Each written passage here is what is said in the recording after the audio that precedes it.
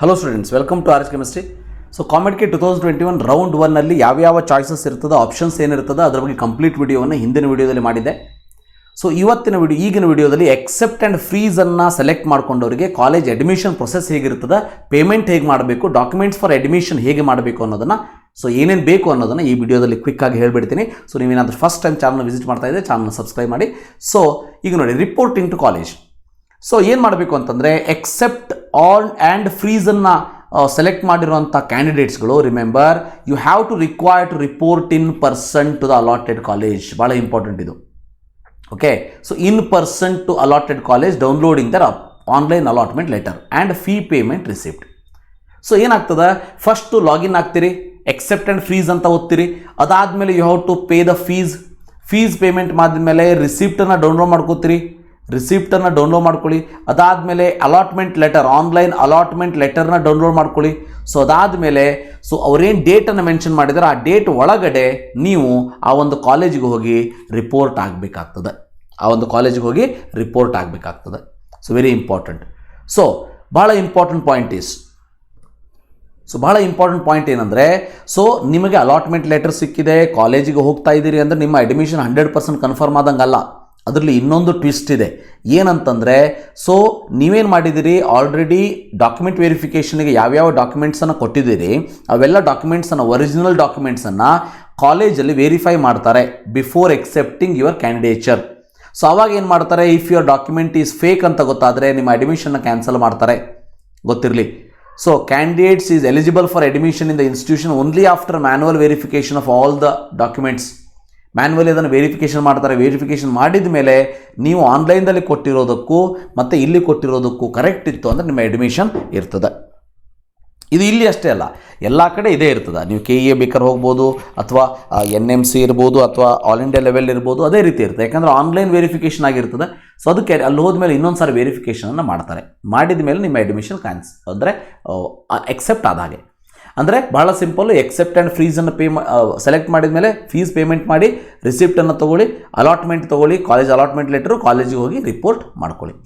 So ಇದಾದಮೇಲೆ ಏನೇನು ಬೇಕಾಗಾದರೆ, so ಏನೇನು ಬೇಕು ಅಂತಂದರೆ documents, allotment letter issued in online by COMEDK, very important.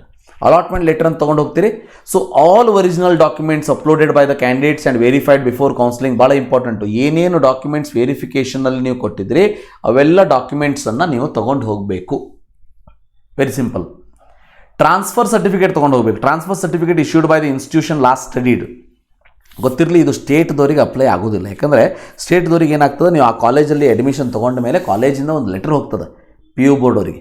ಅದು PU ಬೋರ್ಡ್ ಅನುಸರಿಸುವಂಥ ಕಾಲೇಜಸ್ಗಳಿಗೆ.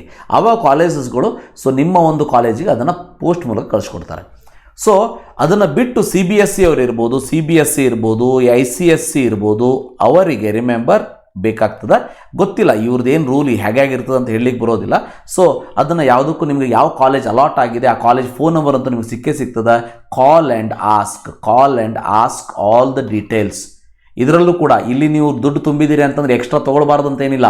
ಎಕ್ಸ್ಟ್ರಾ ತೊಗೊಳ್ತಾರ ಫೋನ್ ಮಾಡಿ ಕೇಳಿಕೊಂಡು ಹೋಗಿ. ಯಾಕಂದ್ರೆ ಅಲ್ಲಿ ಹೋದ್ಮೇಲೆ ನಿಮಗೆ ಪ್ರಾಬ್ಲಮ್ ಆಗಬಾರ್ದು. ಅದಾದಮೇಲೆ ಮೈಗ್ರೇಷನ್ ಸರ್ಟಿಫಿಕೇಟ್ ಬೇಕು. ಮೈಗ್ರೇಷನ್ ಸರ್ಟಿಫಿಕೇಟ್ ಆ್ಯಸ್ ಅಪ್ಲಿಕೇಬಲ್ ಅಂದರೆ CBSE ICSE ಇದ್ದರೆ ಮೈಗ್ರೇಷನ್ ಸರ್ಟಿಫಿಕೇಟನ್ನು ತೊಗೊಂಡು ಹೋಗಬೇಕು. ಒಂದಷ್ಟು ಜನ ಕೇಳ್ತಾ ಇದ್ದೆ, ಸರ್ ಮೈಗ್ರೇಷನ್ ಸರ್ಟಿಫಿಕೇಟು ಡಿಜಿಲಾಕರಿಂದ ಡೌನ್ಲೋಡ್ ಮಾಡ್ಕೊಂಡಿದ್ದು ನಡೀತದ ಅಂತೇಳಿ. ಸೊ ಅದ್ರ ಬಗ್ಗೆ information college to college change ಆಗ್ಬೋದು. ಸೊ ಕಾಲೇಜಿಗೆ ಒಂದು ಕಾಲ್ ಮಾಡಿ ಕೇಳ್ಕೊಳ್ಳಿ, ಇದು ನಡೀತದ ಅಂಥೇಳಿ. ಸೊ ಇದ್ದರೆ ನಡೀತದ ಅಂದರೆ ತೊಗೊಂಡು ಹೋಗ್ಬೋದು.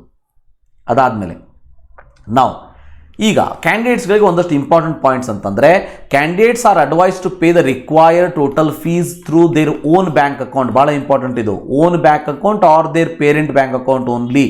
ಯಾಕಂದರೆ ಈಗೇನಾಗ್ತದೆ, ನೀವು ಯಾವುದೋ ಒಂದು ಕಾಲೇಜನ್ನು ಸೊ ಸೆಲೆಕ್ಟ್ ಅಂದರೆ ಎಕ್ಸೆಪ್ಟ್ ಆ್ಯಂಡ್ ಅಪ್ಗ್ರೇಡ್ ಅಂತ ಮಾಡ್ತೀರಿ, ಬಟ್ ಆ ಕಾಲೇಜನ್ನು ಸರೆಂಡರ್ ಮಾಡ್ತೀರಿ.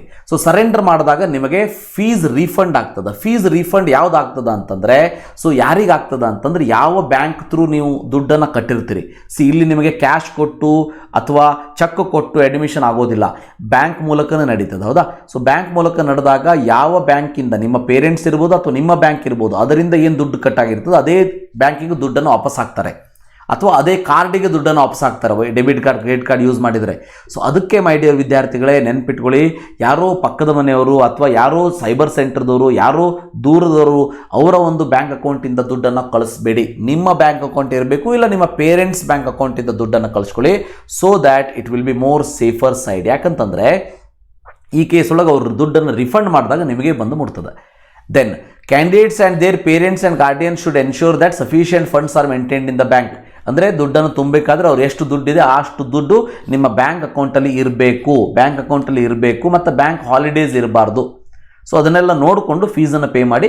Subsequent request for the extension of time, ಅಂದರೆ ನೀವೇನೋ ಲಾಸ್ಟ್ 10 ನಿಮಿಷ ಇದ್ದಾಗ ಪೇ ಮಾಡೋದಕ್ಕೆ ಹೋಗ್ತೀರಿ, ಆಗೋದಿಲ್ಲ. ಮತ್ತು ಕಾಮೆಡಿಗೆ ನೀವು ರಿಕ್ವೆಸ್ಟ್ ಮಾಡಿಕೊಂಡ್ರೆ ಸರ್ ನಂದು ಆಗಲಿಲ್ಲ ಸೊ ಮಾಡಿಕೊಡಿ ಅಂತಂದರೆ ಆಗೋದಿಲ್ಲ. ಯಾಕಂತಂದರೆ 2 ದಿನ ಟೈಮ್ ಕೊಟ್ಟಿರ್ತಾರೆ, ನಾಳೆ ತನಕ ಟೈಮ್ ಇದೆ, ಕರೆಕ್ಟಾಗಿ ಯುಟಿಲೈಸ್ ಮಾಡಿಕೊಂಡು ಇವತ್ತೇ ಫೀಸನ್ನು ಪೇ ಮಾಡಿಬಿಡಿ. ಸೊ ಡೇಟ್ಸನ್ನು ಯಾವುದೇ ಕಾರಣಕ್ಕೂ ಎಕ್ಸ್ಟೆಂಡ್ ಮಾಡೋದಿಲ್ಲ ಅಂತ ಹೇಳಿಬಿಟ್ಟಿದ್ದಾರೆ.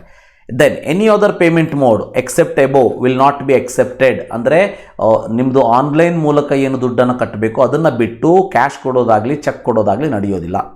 Candidates have to check the status of the transaction with their banker and checking the decision making tab in applicant login.